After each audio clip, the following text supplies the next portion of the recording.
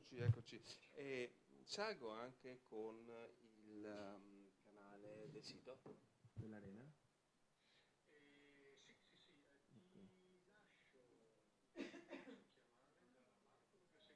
Va bene, io sono online con tutti i canali, con tutti gli output.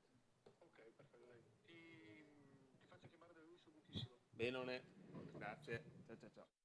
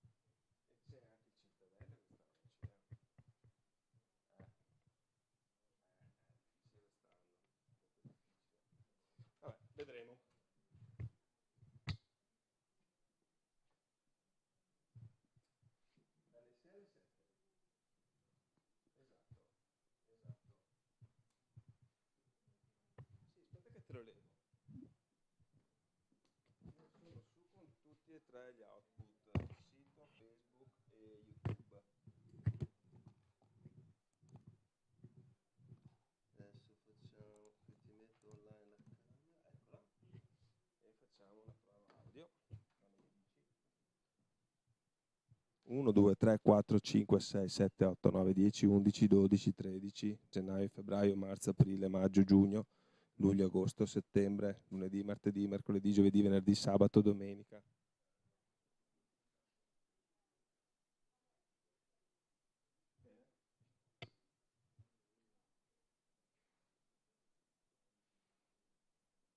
Sì, no, è sereno, che qua siamo molto più organizzati rispetto a giovedì.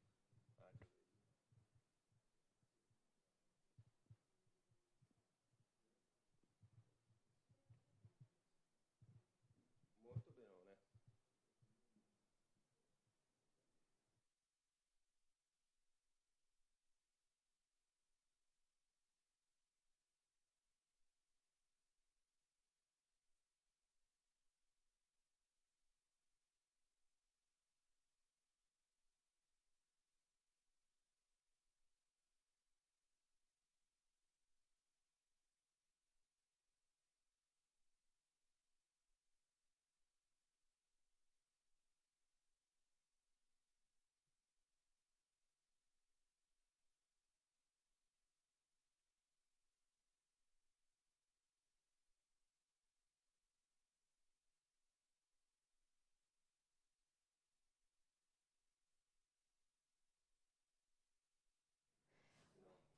1, 2, 3, 4, 5, 6, 7, 1, 2, si sente, no? Si sente? 1, 2, 3. 1, 2, 3, prova, 1, 2, 3, 1, 1, 2, 3.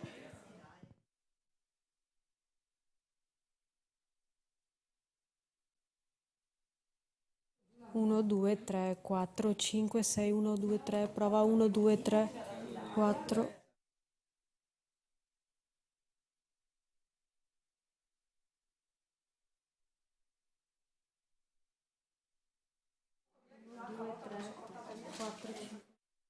1, 2, 3, 4, 5, 1, 2, 3, prova, prova.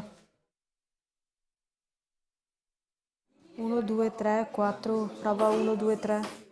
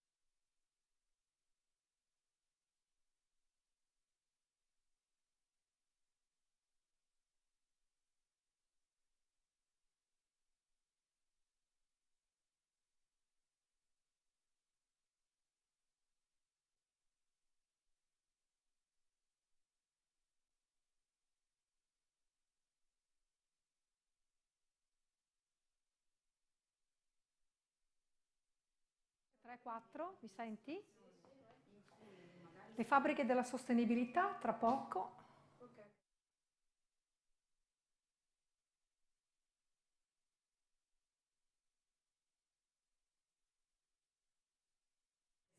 Arti geniali, Viacqua e...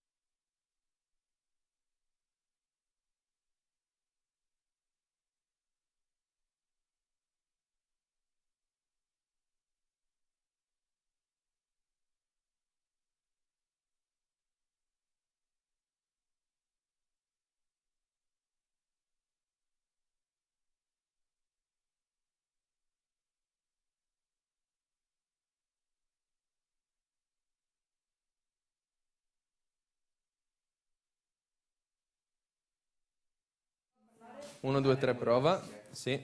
Le fabbriche della sostenibilità tra moda e greenwashing, come orientarsi.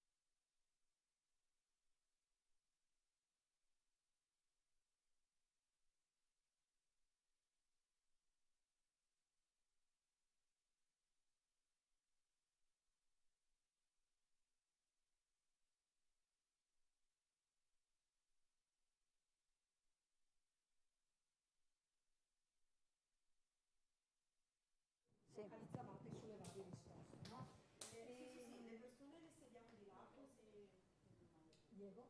E io ho pensato di dividere la conversazione in tre macro settori, diciamo, no?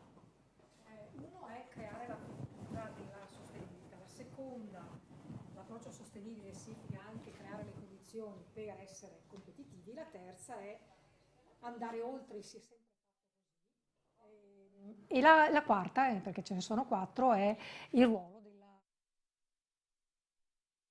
questo tipo di discorso.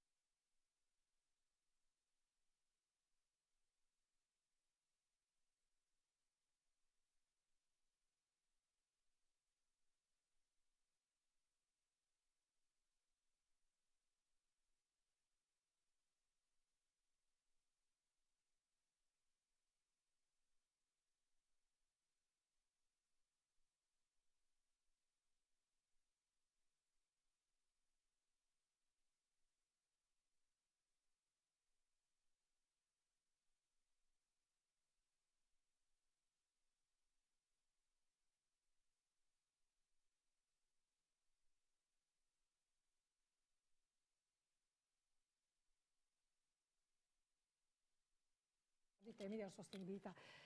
Io non ho focalizzato queste cose qua.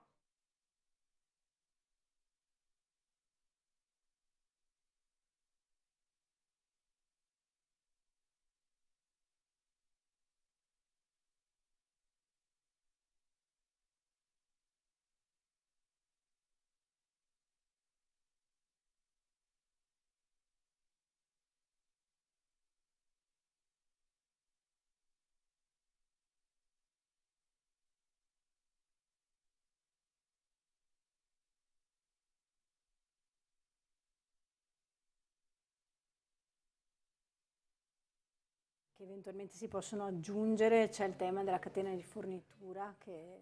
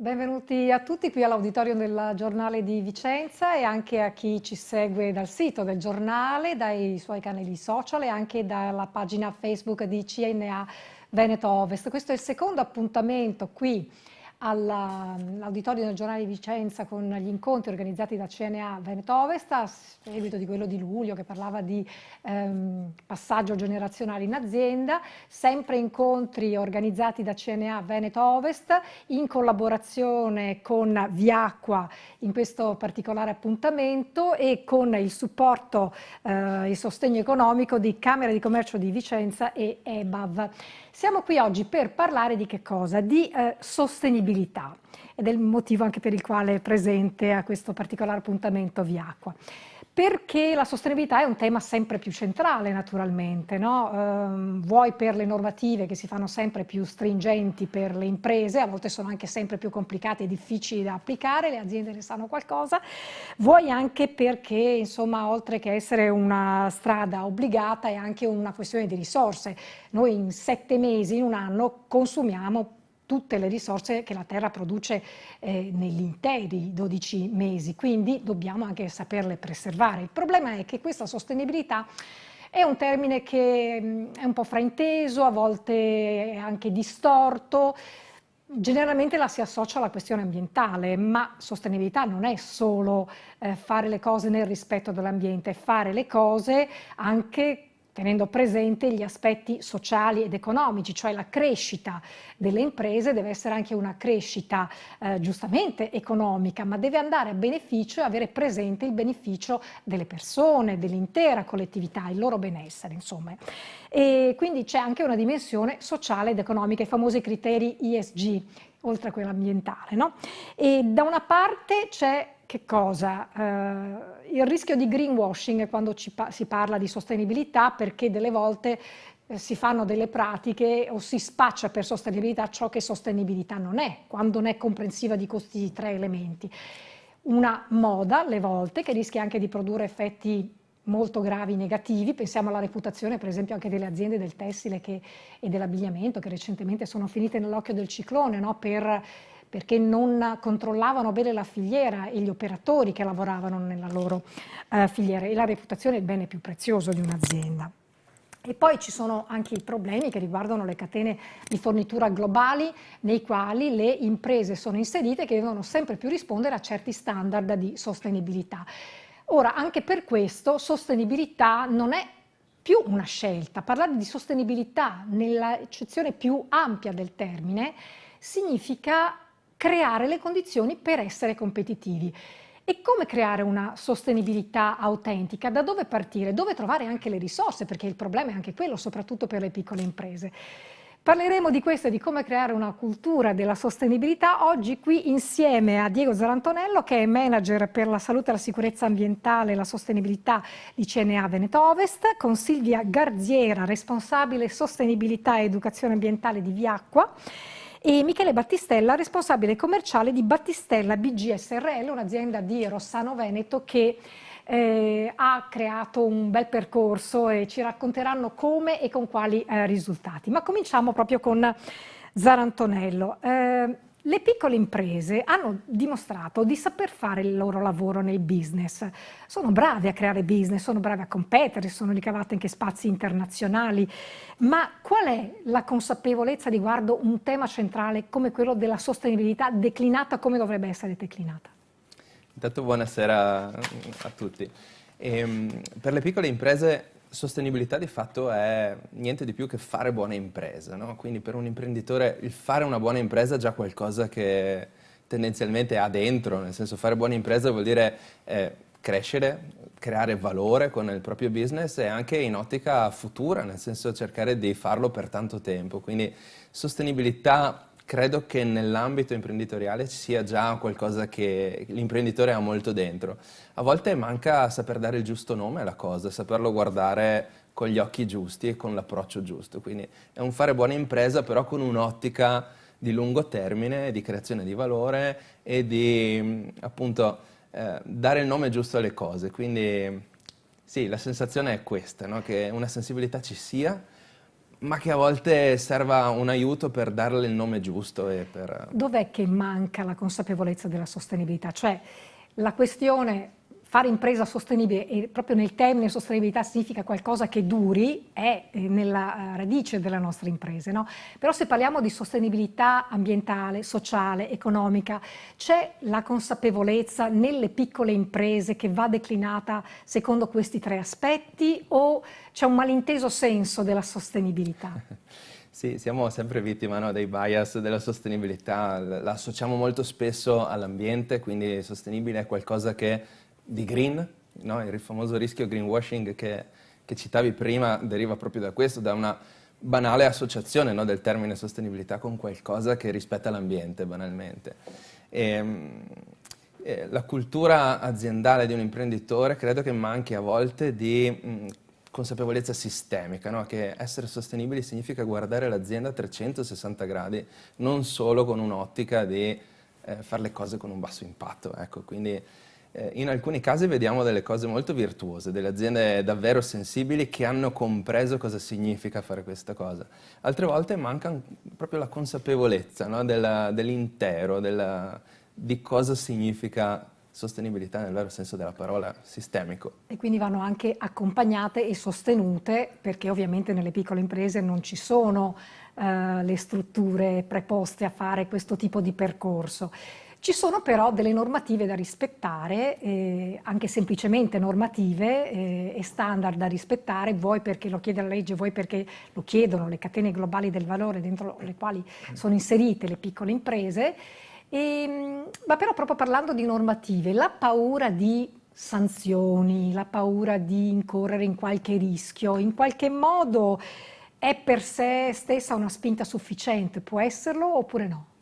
Allora, in termini complessivi ammetto che cambiamenti normativi, controlli o la paura delle sanzioni è un driver importante, ma a volte l'imprenditore è molto resiliente alla paura, nel senso che non è sufficiente credo che manchi un po' la consapevolezza del rischio, no? Cioè la sanzione non è qualcosa di tangibile fin quando non avviene e quindi a volte non è, come dire, la compliance normativa non è sufficiente per fare quello scatto alle aziende che gli permette poi di iniziare un percorso. E purtroppo troviamo anche, mi dispiace dirlo, ma tante situazioni ancora di diverse mancanze, ecco, normative tra le più banali, dalla salute e sicurezza all'ambiente, al rispetto della privacy, ecco, per citare alcuni esempi. E questo probabilmente anche perché si conta sul fatto che magari non si incappa nel controllo, no? Però ovviamente la cultura della sostenibilità e anche del rispetto delle regole deve venire prima, deve venire ovviamente da una convinzione che fa bene al business, anche se non è sempre facile far passare questo concetto per una serie di ragioni che poi spiegheremo. Però dopo il Covid le catene globali del valore hanno dimostrato tutta la loro fragilità, no? Hanno dimostrato che siamo gli uni dipendenti dagli altri, che se capita qualcosa, insomma, ci sono dei rischi che possono compromettere il nostro business. Questa nuova consapevolezza può essere una chiave di sviluppo nell'ottica delle imprese sostenibili del futuro? Voglio dire, è cambiato qualcosa dalla pandemia in poi? Avete avvertito questo? Allora, credo che sì, la logica della catena di fornitura sia un driver altrettanto importante, no? Da una parte abbiamo la normativa, i cambiamenti, dall'altro le logiche di sistema. Nel momento in cui mancano i controlli, perché magari c'è una struttura di controlli non proprio efficace ed efficiente, i controlli interni, quindi le logiche di filiera prendono il sopravvento e tutto quello che avviene internamente alle catene di valore stimola sicuramente l'imprenditore, soprattutto l'imprenditore artigiano che spesso fa parte di catene di fornitura, viene stimolato all'interno proprio. Voglio permanere in un mercato, in un business, continuare a fare affari con una grande player aziendale, ecco, accetto di stare nel sistema perché questo lo percepisco come valore proprio tangibile. Continuo a lavorare per quel cliente, continuo a stare dentro alla lista dei fornitori banalmente. Certo, quindi lo percepisco come la possibilità di un valore aggiunto che non di un obbligo. Insomma, assolutamente. No? Ecco, a proposito di Covid, Garziera, dopo il Covid sono esplosi i prezzi dell'energia, no? E allora si è anche investito molto sull'efficientamento energetico, un occhio di riguardo in più agli impianti fotovoltaici, insomma, e a tutto quello che può farci risparmiare sulle bollette, che sono comunque le più care d'Europa. Cioè il costo energetico delle aziende italiane è sicuramente notevole e sono brave a competere con queste condizioni, questo va sempre detto. Si parla però molto poco dell'acqua, cioè abbiamo un termine per dire un'azienda che consuma molta energia, energivora, però voi sapete qual è il termine per un'azienda che consuma molta acqua? A me in questo ha aiutato la dottoressa Gazziera, ha detto, ho sentito il termine idroesigenti, insomma, no? Possiamo parlare di aziende come, non so, ambito tessile, abbigliamento, concia, certe lavorazioni orafe, insomma, questi sono settori idroesigenti. Ma l'acqua è anche una questione di risorsa da preservare. Sta aumentando, secondo il vostro sentiment, no? Visto che siete in questo ambito, la percezione del valore di questo bene primario? Sì, come diceva lei, la leva economica nel caso dell'acqua non ha un grande valore perché l'acqua costa ancora troppo poco e ci servono altre motivazioni alle aziende per lavorare sull'efficientamento idrico. Quello che possiamo vedere è che spesso la consapevolezza sull'importanza dell'acqua e del suo utilizzo sostenibile è legata ai fenomeni di siccità. Quando viviamo un periodo di siccità come nel 2022-2023 ci viene spontaneo essere più attenti. A chiudere il rubinetto quando ci laviamo i denti. Sì, ci rendiamo conto che manca l'acqua anche nell'ambiente circostante, mentre in una stagione come questa in cui è piovuto molto ci sembra che di acqua ci sia in abbondanza e quindi non abbiamo la percezione che sia importante lavorare sull'efficientamento idrico, quando invece nel complesso abbiamo un livello delle falde in diminuzione costante negli ultimi anni, quindi in realtà un'attenzione andrebbe dedicata anche a questo tema. Noi viviamo in una zona che fortunatamente è ricca d'acqua, è ricca di risorgive. Il problema sicuramente lo sentiamo meno che in altre aree d'Italia o del mondo, però è un problema assolutamente serio quello del preservare le risorse idriche. Se continuiamo di questo passo, con i cambiamenti climatici che ci sono, a parte le piogge, voglio dire, che hanno caratterizzato quest'estate e quest'agosto, ma vediamo, no? Nevicate che ce ne sono sempre meno, ghiacciai che si sciolgono, quell'acqua non la si recupera più perché se ne va. E che futuro ci aspetta? E che ci aspetta anche qui da noi, dove per il momento questo problema non lo sentiamo, se non nelle estati di siccità per abbeverare i campi magari. Sì, certo, abbiamo una grande fortuna nel nostro territorio, le falde sotterranee sono la nostra riserva, si riempiono con le precipitazioni, si ricaricano con le precipitazioni o con le infiltrazioni dai fiumi e si svuotano con i nostri prelievi. Il cambiamento climatico riduce le possibilità di ricarica della falda, quindi se vogliamo mantenere un equilibrio dobbiamo ridurre i nostri prelievi. Se non troviamo un nuovo equilibrio ci troveremo con un livello di falda in abbassamento e quindi con potenziali criticità future che a quel punto però riguarderanno tutti gli utilizzatori dell'acqua, perché l'acqua è una risorsa condivisa. Se il bacino idrografico può essere paragonato a un bicchiere, noi peschiamo tutti dallo stesso bicchiere. Nel momento in cui il livello si abbassa, le criticità iniziano a riguardare l'ambito acquedottistico, iniziano a riguardare l'ambito agricolo, iniziano a riguardare l'ambito industriale o artigianale, perché tutti quanti peschiamo dalla stessa riserva idrica. E ricordiamolo, le falde sono in abbassamento da 20 anni a questa parte, anche qui, anche se sì, non ce ne rendiamo conto, no? Ecco, esatto, perché purtroppo non si vedono, esatto. Vediamo solo gli aspetti esteriori, ma in realtà in profondità è difficile effettivamente sapere cosa succede. E poi parleremo anche dell'impatto che possono avere le aziende naturalmente per quanto riguarda la risorsa idrica, anche dal punto di vista della qualità della risorsa idrica. Battistella, lei è il responsabile commerciale di un'azienda di Rossano Veneto che fa sistemi di stiratura professionali e per domestici, sostanzialmente. Una trentina di addetti, tutto made in Italy, 80% di export, e voi avete iniziato un percorso verso la sostenibilità. Vorrei chiederle quando e perché avete iniziato questo percorso? Cioè, che cosa che vi ha spinto a cambiare? Allora, buonasera a tutti intanto. Abbiamo iniziato questo percorso circa una decina d'anni fa scarsa, quindi 8-9 anni fa. Sostanzialmente il principio un po' è stato un po' il cambio generazionale, quindi il mio avvento in azienda, e soprattutto rimanere competitivi nel mercato. Come ha detto giustamente prima Diego, la sostenibilità è sì quella ambientale, ma anche a vari aspetti: la sostenibilità sociale, il benessere dei dipendenti, la competitività nel mercato. Quindi ci siamo trovati un po' nel mercato a dover inseguire la sostenibilità, inseguire questo cambiamento per rimanere competitivi. Quindi abbiamo iniziato un processo di produzione snella, cosiddetta lean production. Questo per limitare gli sprechi, no? Ecco, per fare in modo che tutti lavorino nella maniera migliore e segnalino anche eventuali sprechi per migliorare i processi. Esatto, sostanzialmente questo un po' è la lean production, quindi rendere il processo snello. Abbiamo iniziato poi anche un percorso, sempre 7-8 anni fa, sul team building e il benessere del dipendente, perché comunque noi imprenditori abbiamo anche una responsabilità sociale, nel senso che abbiamo delle famiglie, dobbiamo rendere il nostro posto, i nostri lavoratori passano 8 ore della loro vita all'interno della nostra azienda, quindi dobbiamo rendere l'azienda un posto accogliente, e poi questo ritorna al fatto del business, perché tutti questi cambiamenti, queste migliorie ci permettono di rimanere competitivi nel mercato. Con quali numeri? Cioè, se noi dovessimo dire Battistella fattura, l'EBITDA come è migliorato, cioè quali sono i vostri indicatori economici anche rispetto ai competitor? È il mercato da 40 milioni. Esatto, come aveva detto lei prima nell'introduzione, noi facciamo sistemi di stiratura. È una nicchia di mercato, abbiamo principalmente 2 settori, il tessile e il mondo della lavanderia degli hotel. Però in entrambi i settori la stiratura è l'ultima parte, è una piccola parte.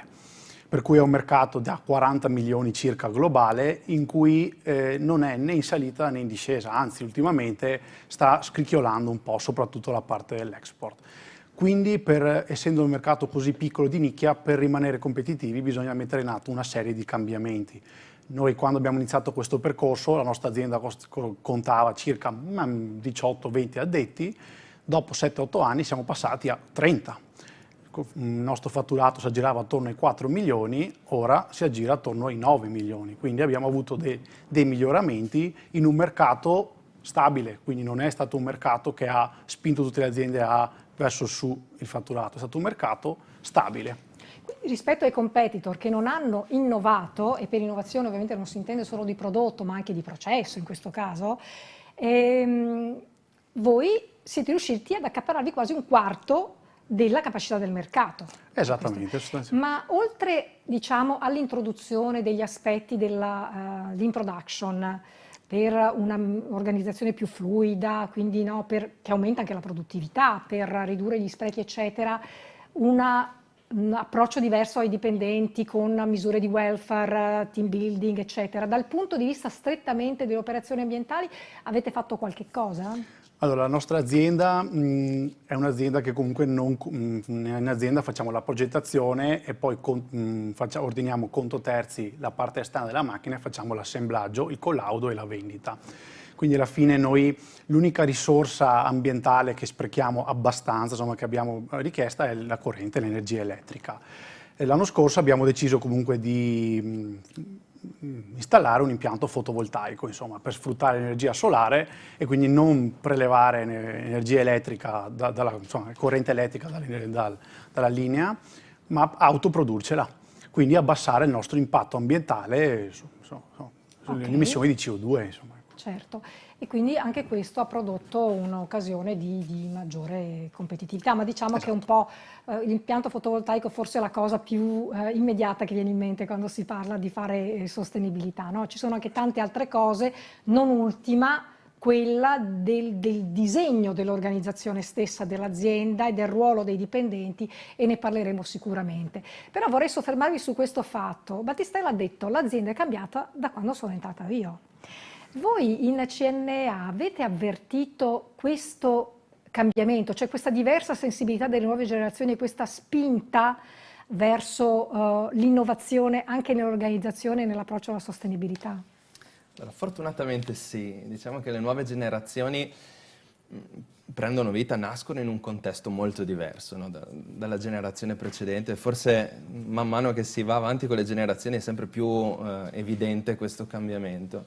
Le nuove generazioni sono sensibili al tema, hanno un livello magari di istruzione culturale diverso da quello delle precedenti generazioni, entrano in un sistema bombardati da informazione, e quindi sicuramente le nuove generazioni sono, come dire, una chiave di cambiamento molto importante.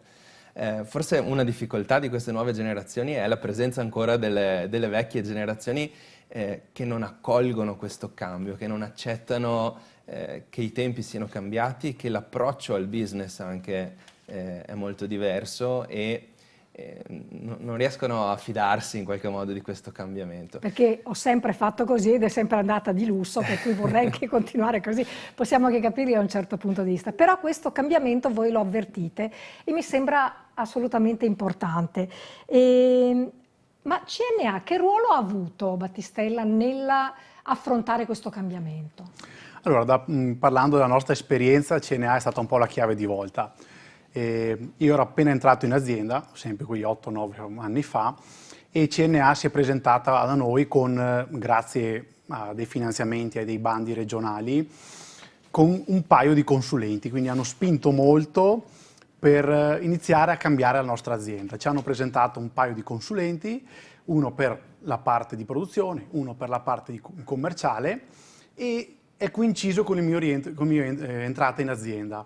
Quindi alla fine, grazie all'aiuto di CNA e da questi consulenti, ho acquisito consapevolezza e sono riuscito anch'io a migliorare, a ingrandire il mio bagaglio, sia culturale che comunque operativo nel mio business. Quindi sì, CNA è stata un po' la chiave di volta. Diciamo che hanno fatto da sponda col nonno e il papà che erano in azienda. Esatto, soprattutto il papà. Sì, voi avete avuto accesso anche a dei bandi? Sì, come ho detto prima, è stata un po', perché poi l'imprenditore classico veneto, quello che abbiamo sempre fatto così, è un po' sensibile anche alla parte finanziaria, quindi è difficile per noi imprenditori, se non abbiamo aiuti, subito investire e credere in qualcosa. Noi all'inizio, grazie a questo aiuto, a questi bandi, ci abbiamo creduto. Poi l'appetito viene mangiando e abbiamo continuato a migliorare.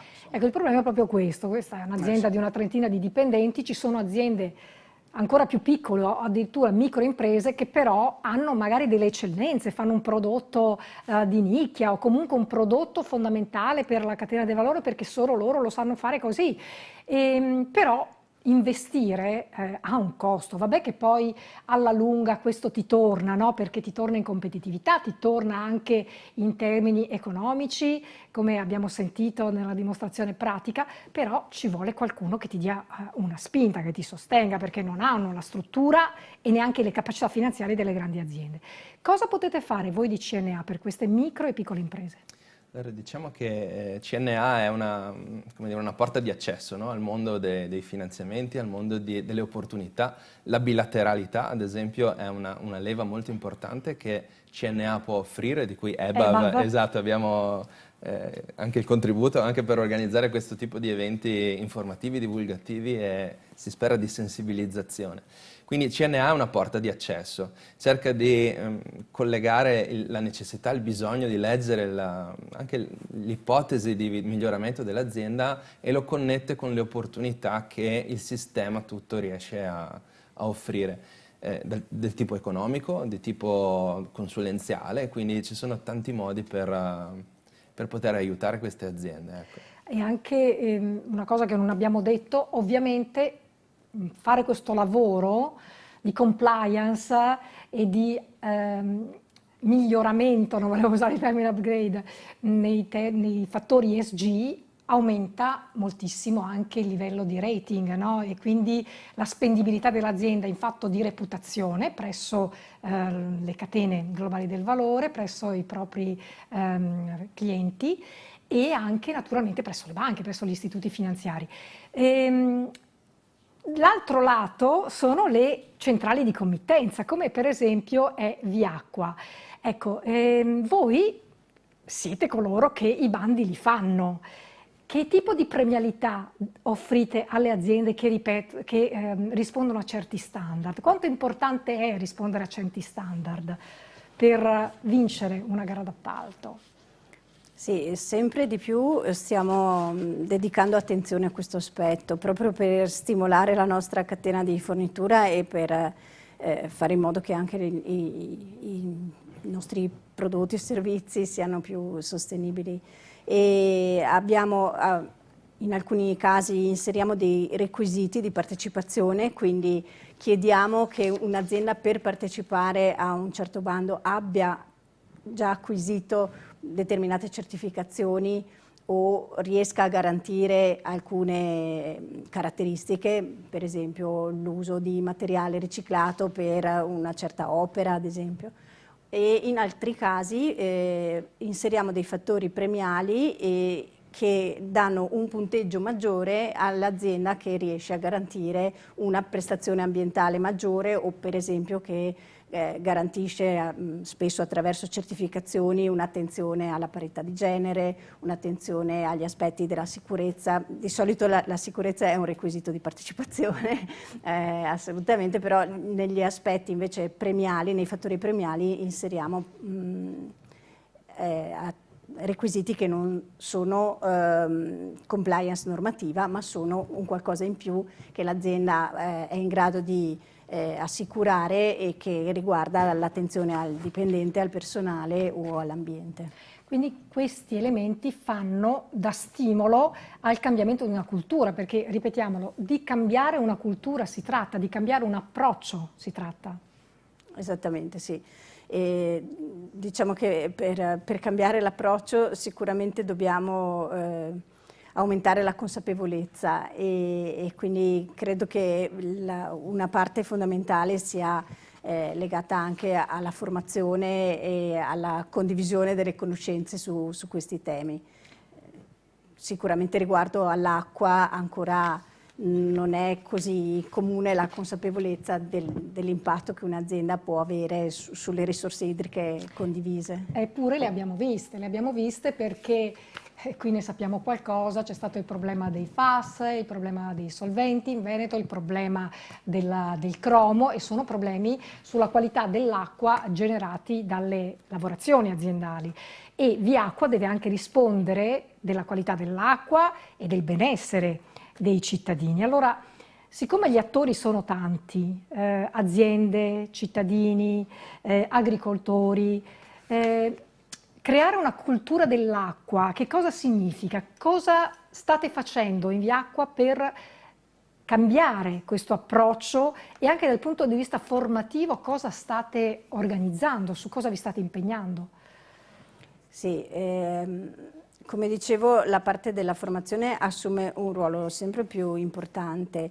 Finora ci siamo rivolti molto alla cittadinanza nel suo complesso, ma sempre più focalizziamo l'ambito imprenditoriale come un ambito molto importante e, come dicevo, condividere la conoscenza che sotto i nostri piedi c'è dell'acqua ed è proprio quell'acqua da cui tutti peschiamo per le nostre esigenze, è un'informazione importantissima per un imprenditore e sapere ad esempio che se sono un imprenditore che opera nell'alta pianura, è la zona di ricarica della falda, un comportamento irresponsabile da parte mia sotto il profilo ambientale potrebbe causare una contaminazione che si infiltra nel sottosuolo, raggiungere falde profonde, può rimanere in falda per anni e può raggiungere punti di approvvigionamento a chilometri di distanza, come è successo con il PFAS, come è successo con il cromo, sono con i poi solventi. inquinanti eterni. Credo sia una conoscenza che automaticamente innesca un'importante responsabilità ambientale, sapere che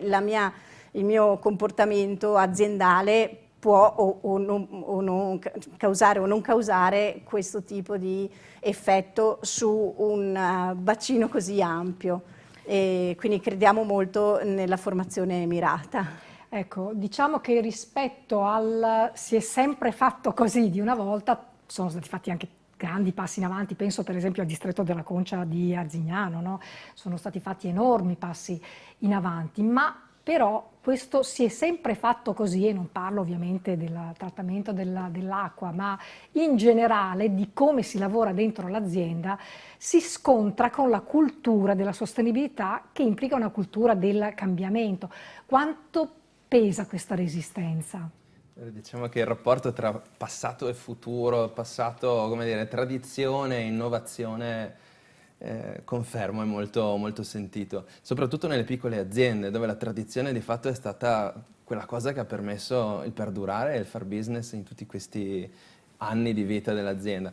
Anni, tra l'altro, in cui i cambiamenti sono stati molto più lenti di questi.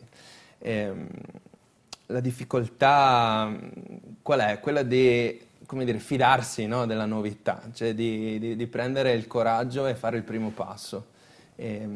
Quindi ecco, questo è l'elemento secondo me che distingue. Quando si riesce a facilitarlo, questo primo passo, mi metto nei panni, no, di un'associazione come CNA, quando riesce a facilitare il primo passo, poi l'innovazione comincia a prendere, come dire, concretezza, se no fa paura. Certo, magari agganciandoli, come diceva prima Battistella, con la questione c'è un bando per, posso aiutarti a partecipare, ti possono finanziare.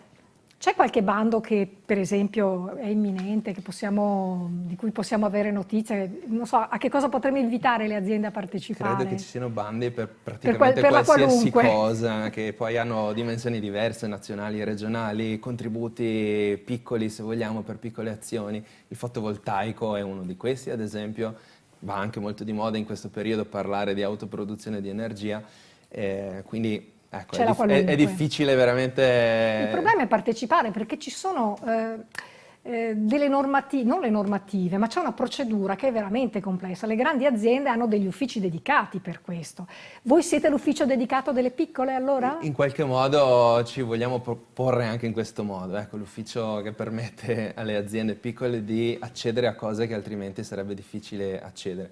Dall'altra parte vogliamo anche compensare il fatto che sia solo il bando quella cosa che permette, no, di creare valore in azienda, e quindi lavoriamo su due canali da un certo punto di vista, facilitando, no, dal punto come dire, economicamente parlando, l'accesso diciamo che la a queste carota cose. questa. Dall'altra parte cercando di, come dire, rendere edotte le aziende di quelli che sono i vantaggi effettivamente, forse a un po' più medio o lungo termine, dell'investimento che dovrebbero fare, quindi anche portare concretezza nel vantaggio che non si percepisce nell'immediato, e quindi siamo su due canali, da una parte ti aiuto, da un'altra ti faccio vedere che in realtà anche senza aiuto potresti portare a casa veramente un vantaggio interessante. Sul fronte della formazione, oltre a eventi come questi che state facendo, per esempio quello che farete fra un paio di giorni, di cui parleremo in chiusura, che cosa può fare CNA Veneto Ovest? Dal punto di vista formativo, quindi l'accesso, come dire, la spinta culturale nelle aziende è quello di cominciare a inserire questi temi, cioè queste logiche di sostenibilità, di pensiero sistemico, di fare buona impresa, di evoluzione dell'impresa cioè ogni qualvolta abbiamo un contatto con le aziende. Quindi anche il banale corso della sicurezza può essere inserito in una logica di sostenibilità. È solo forse un diverso modo di narrare la storia che conosciamo, certo. Ecco, e renderla magari più appetibile, facendo emergere degli aspetti che di solito non emergono nelle narrazioni comune. Certo, e farne anche questione di sostenibilità aziendale, di competitività e di capacità di preservare ciò che è stato costruito 1 o 2 generazioni prima. L'agente di cambiamento dentro a Battistella è stato Michele Battistella, lui un po' ha cominciato a scardinare, come abbiamo sentito, un po' la visione di nonno e papà, però io vorrei capire come. A parte, diciamo, il bando, no? Proviamo per ottenere un finanziamento per questo. Come è avvenuto che papà e nonno si sono un po' convinti che era necessario cambiare? Beh, come ho detto prima, il bando è stata un po' la scintilla. Poi alla fine sono i risultati. Alla fine i primi corsi, i primi miglioramenti che abbiamo fatto hanno convinto mio papà, perché mio nonno comunque è rimasto, abbiamo comunque la sua esperienza in azienda, ma è già un po' d'anni che è ai margini. Mio papà, bisogna avere dei risultati. All'inizio un po' di fiducia, il bando, un po' di risultati pian piano, poi quando iniziamo a vedere i risultati e abbiamo iniziato a vedere che l'azienda cominciava a diventare sempre più competitiva, siamo partiti proprio alla grande. E papà le dice mai per fortuna che sei arrivato tu? No. Allora, no, per fortuna che abbiamo cambiato. Ah, per fortuna che abbiamo cambiato. Sì. Sì, poi il tema del rapporto padre-figlio, il cambio generazionale è sempre molto delicato. Molto delicato, molto certamente. delicato, sì, quindi Non sono tante le aziende che arrivano alla terza non generazione, sono tante, esatto. Scoppiano dopo la seconda generalmente, per cui... sì, diciamo che comunque sì, ricorrente nei corridoi dell'azienda è, per fortuna abbiamo cambiato come si faceva a lavorare prima con quel metodo. Ah, come si faceva, cioè vi dicono proprio Esatto. così? Sì, sì, sia noi, mio papà e io, ma anche i nostri stessi collaboratori. Dipendenti, Esatto. E cos'è che ha più colpito la vecchia generazione di quello che avete cambiato in azienda? Bella domanda questa. Sostanzialmente qui parlo di mio nonno, l'approccio sicuramente con lui, con mio papà un rapporto un po' più diretto, mentre con mio nonno lui è proprio della vecchia guardia. Quindi comunque lui l'ha colpito che abbiamo sempre fatto così, nei giorni nostri non funziona così. Cioè, siamo andati un po' contro il suo pensiero e i risultati sono arrivati, soprattutto nel rapporto, nel benessere del dipendente, nel discorso del welfare, nella parte produttiva. Il mercato, come ha detto prima Diego, se il cambiamento fino a un tot d'anni fa era lento, adesso il cambiamento è velocissimo. Quindi certo. sì, bisogna adattarsi immediatamente a quello che è il mercato. Quindi comunque, soprattutto nei confronti di mio nonno, la sua sorpresa nel vedere che anche se abbiamo cambiato un po' il metodo di lavoro, il metodo di approccio, comunque i risultati sono stati migliori rispetto a lavorare come lavoravamo prima. E avete offerto anche opportunità lavorative maggiori. Esatto.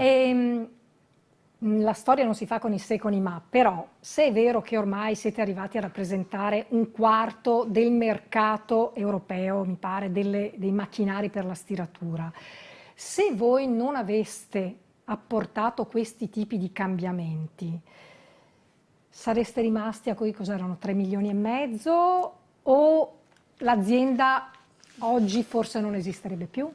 Allora, sicuramente guardo magari certi concorrenti o aziende del settore che non hanno intrapreso il nostro percorso. Allora, dire che non ci saremo più sicuramente no, ma comunque saremmo un po' in difficoltà, nel senso che i 4 milioni sarebbero difficili da mantenere, anche perché poi noi abbiamo un po' di concorrenza cinese, un po' di concorrenza dalla Turchia, quindi migliorare tutto il processo significa rimanere nel mercato, quindi avremo grosse difficoltà. C'è stato un impatto anche sui vostri clienti, cioè avete fatto macchine più efficienti che consentono loro di risparmiare? Questa è stata una premialità sul mercato? Sicuramente, sia nella parte dell'azienda, della sostenibilità, che nella parte del prodotto.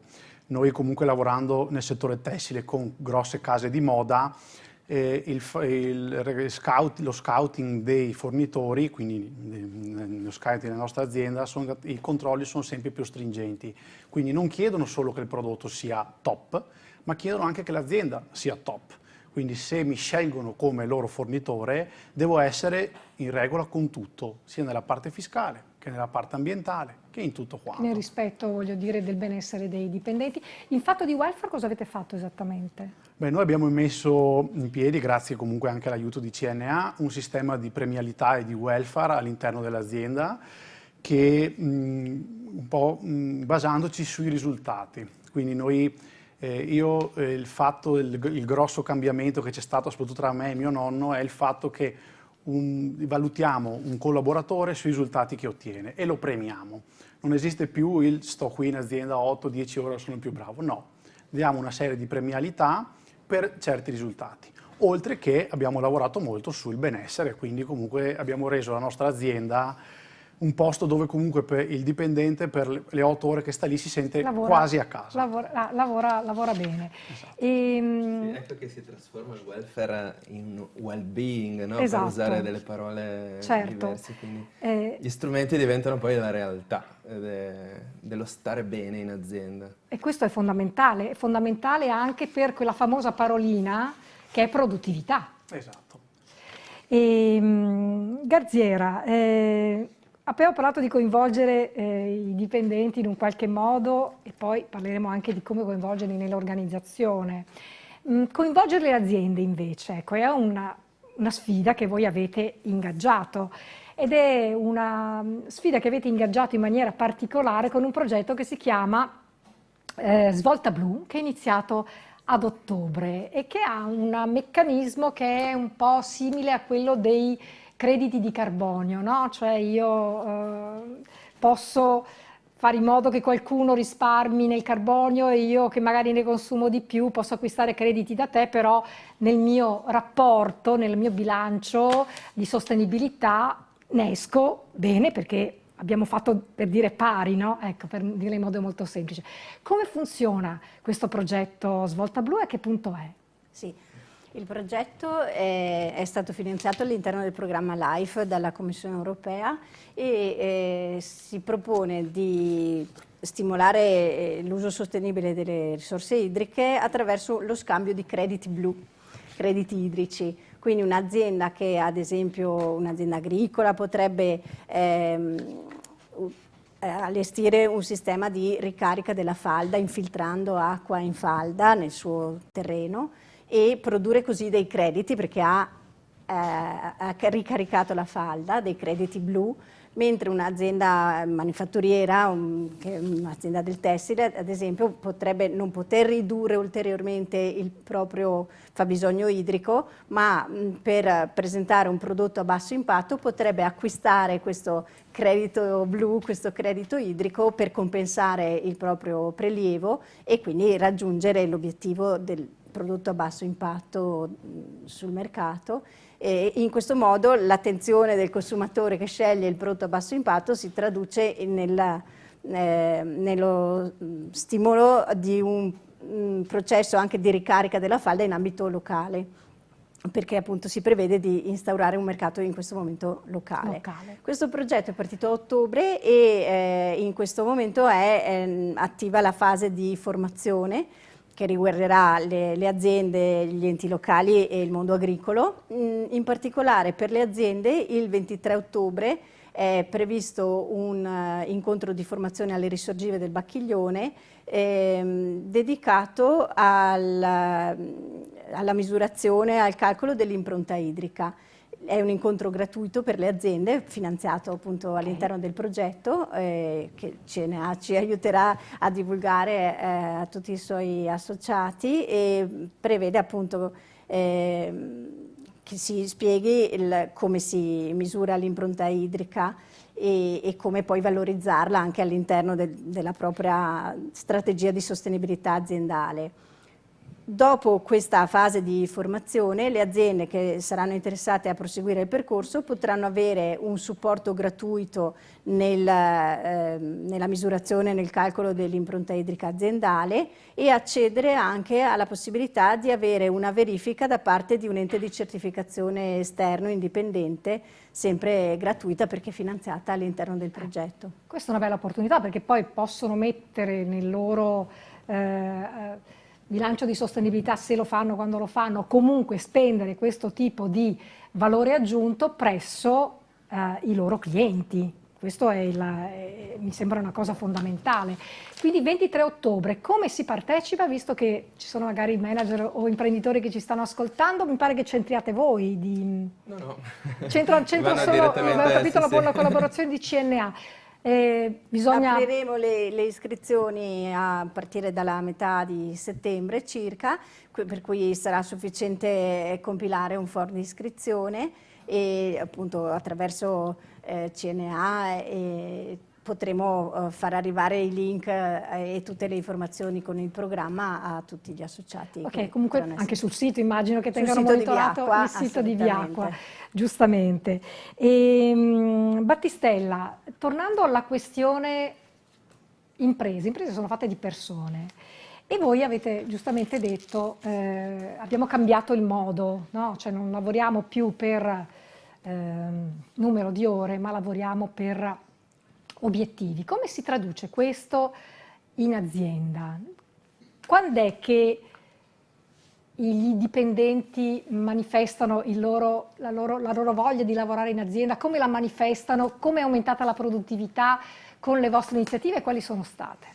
Allora, principalmente, come ho detto prima, nel discorso del benessere abbiamo introdotto in azienda un paio di giornate, quindi un paio di giornate retribuite in cui lasciamo stare il nostro lavoro e facciamo totalmente team building, quindi andiamo a fare delle esperienze principalmente sul territorio e questo un po' ha iniziato a creare ovviamente più gruppo, far sentire i nostri collaboratori più a casa e più in squadra, diciamo, e questo ci ha dato una grossa mano anche dal punto di vista del reclutamento, nel senso che ha reso la nostra azienda più appetibile anche alle nuove generazioni, perché parlo della mia generazione e anche dei giovani un po' prima.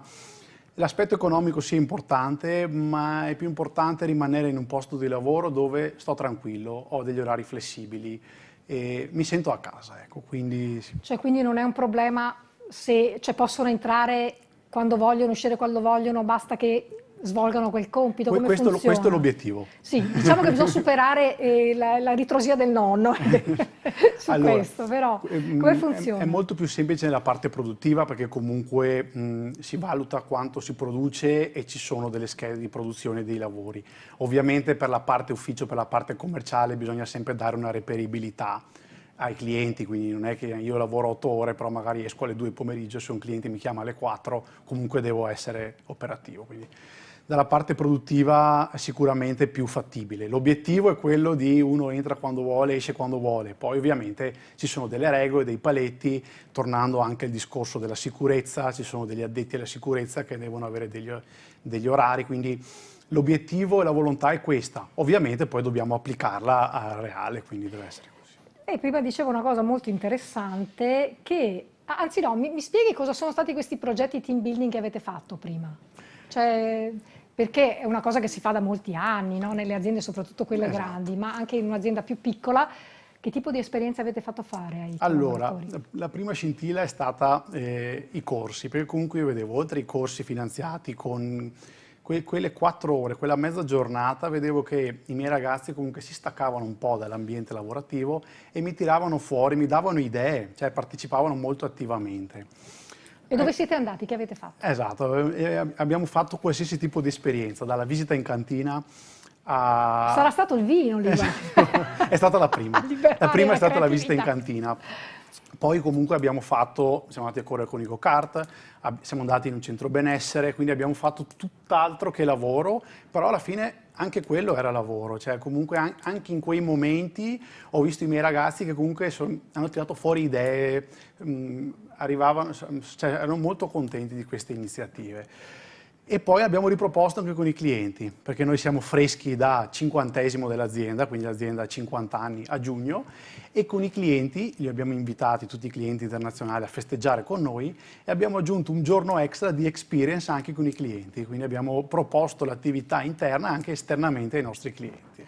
Mi pare di capire che questo cambiamento, anche culturale, che ci deve essere nell'azienda, anzi soprattutto culturale, per rendere l'azienda sostenibile secondo tutte le sue declinazioni, passa per la responsabilità del singolo e passa per il coinvolgimento del singolo, cioè il singolo deve essere attore del cambiamento, esatto. Giusto? Cioè voi avete anche distribuito responsabilità? Assolutamente, è una cosa fondamentale dell'imprenditoria, perché comunque specialmente nel nord-est, nel Veneto, il classico imprenditore veneto è bravissimo a fare il suo lavoro, però come mi ricollego a tutti i discorsi di prima, un imprenditore deve avere la visione a 360 gradi, quindi deve essere bravo a delegare perché deve cogliere tutte le occasioni, tutte le opportunità, non solo produrre ma anche il discorso dei bandi. Cito un esempio, bisogna stare attenti, essere attenti a quelle opportunità che l'organizzazione statale ti dà per migliorare in azienda, quindi è importantissimo trovare all'interno dell'azienda delle figure che comunque dare un po' di responsabilità nei vari ambiti per far sì che l'imprenditore abbia più tempo per sviluppare nuove idee e guardare l'azienda da fuori, non da dentro, lavorando. Questa cosa della personale che deve essere agente del cambiamento, parte integrante, è strategica, è assolutamente strategica. L'ha scritto anche Silvia Zanelli in un libro recente, nel suo ultimo libro, che si intitola Basta lavorare così, perché ha ricordato che nelle aziende il grosso problema spesso, quando un dipendente se ne va, è perché ha un problema con il manager, ma anche con il modo di lavorare, con il fatto che non gli si dà sufficiente responsabilità. Se è giovane, se io ho responsabilità, posso anche sentirmi più coinvolto e diventare agente di cambiamento. Quindi la cultura della sostenibilità e del cambiamento passano per un ridisegno dell'organizzazione. Un ridisegno assolutamente necessario che lascia proprio la libertà poi di esprimersi e quindi di sentirsi importanti, no? Il proprio contributo diventa importante nell'azienda.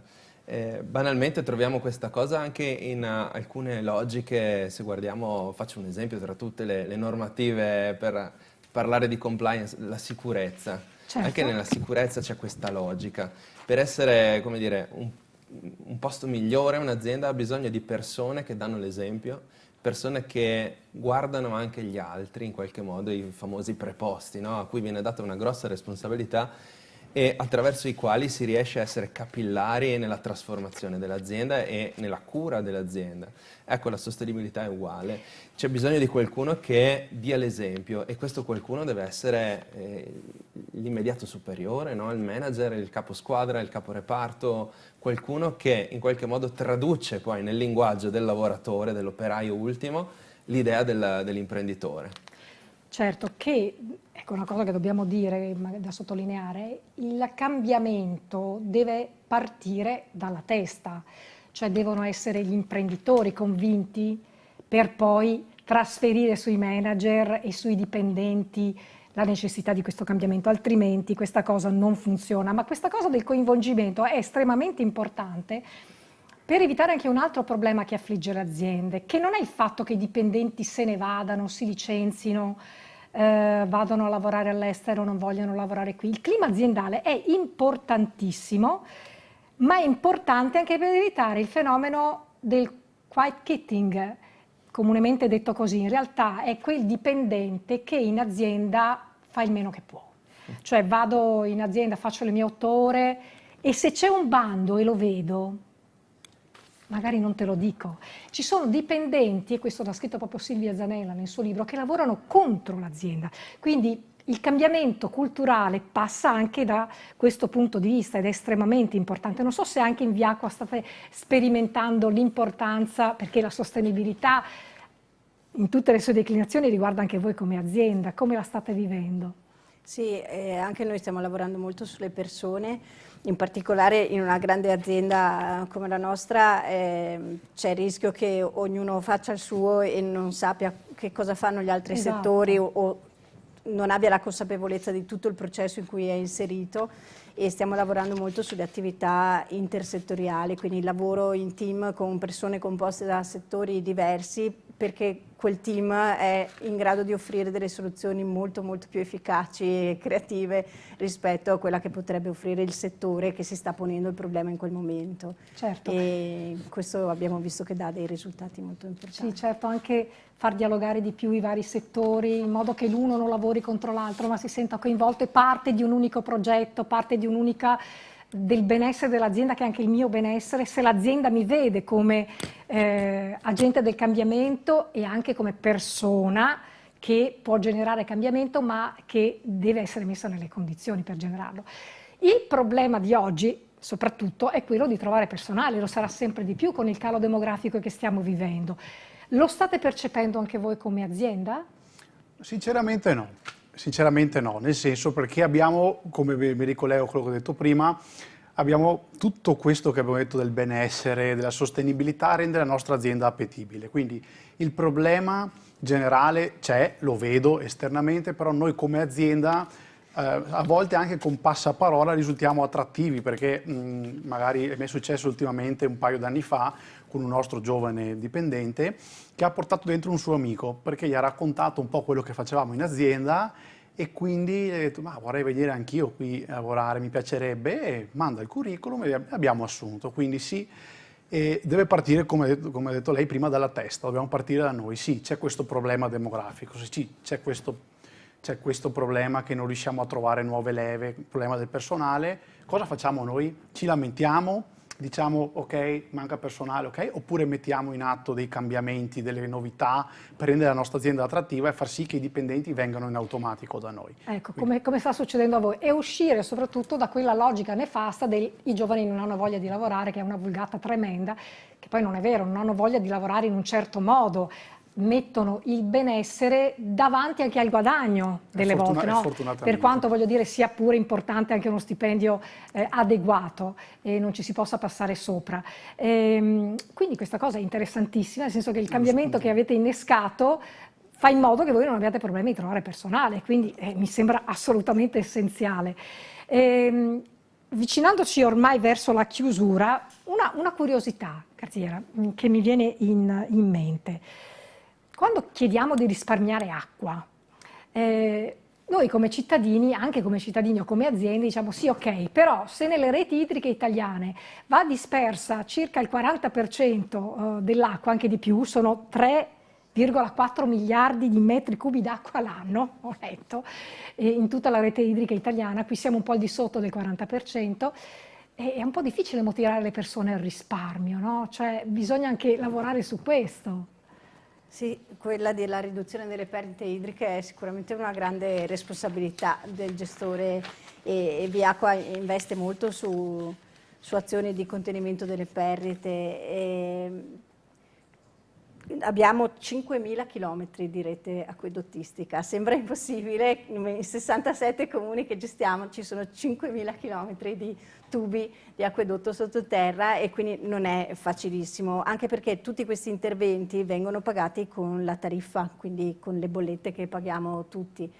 Di conseguenza con l'attuale livello tariffario riusciamo a sostituire solo una piccola parte dei tubi, 20 km all'anno, diciamo, vuol dire che ci metteremo 200-300 anni per sostituirli tutti, per cui stiamo invece lavorando molto sulle nuove tecnologie che ci consentono di individuare le aree più critiche, le tubazioni più compromesse e di lavorare su quelle in primo luogo in modo da massimizzare il rapporto costi-benefici, perché anche noi, insomma, come tutte le aziende, dobbiamo trovare il giusto equilibrio tra la necessità di intervenire, di migliorare le prestazioni ambientali con la necessità di mantenere delle tariffe sostenibili e accessibili per i nostri utenti, famiglie, aziende. Certo, ci sono una coperta e corta, insomma, no? Ecco. Esatto. Quindi un po' risparmiamo acqua e un po' cerchiamo di non perderne, chissà che queste falde mantengano il loro livello, se non salgano, insomma, sperabilmente.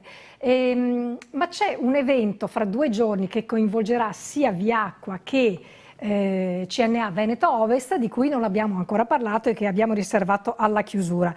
Lì avete creato un polo formativo e culturale.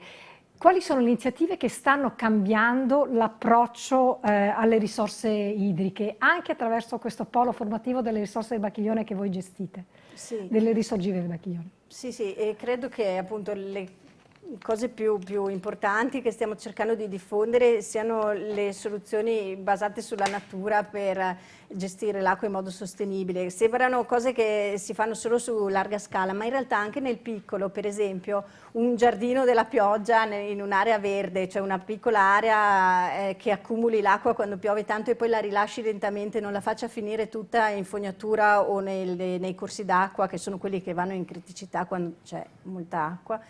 È già una soluzione molto importante, così come il tetto verde che ha la stessa funzione, assorbo il picco dell'acqua e la rilascio lentamente, oppure il parcheggio aziendale con una pavimentazione drenante che permette all'acqua di infiltrarsi, tutte piccole soluzioni che possiamo attuare anche veramente a casa o in azienda, nelle piccole superfici private e che fanno la differenza, e sono queste che cerchiamo di divulgare il più possibile anche alle risorgive del Bacchiglione. Siamo in chiusura, l'evento di oggi precede la chiusura di un ciclo di 7 incontri da start-up a smart-up che si terrà appunto alle risorgive di Due Ville, che sarà aperto a tutte, imprese e cittadine. L'obiettivo di questo incontro quale sarà?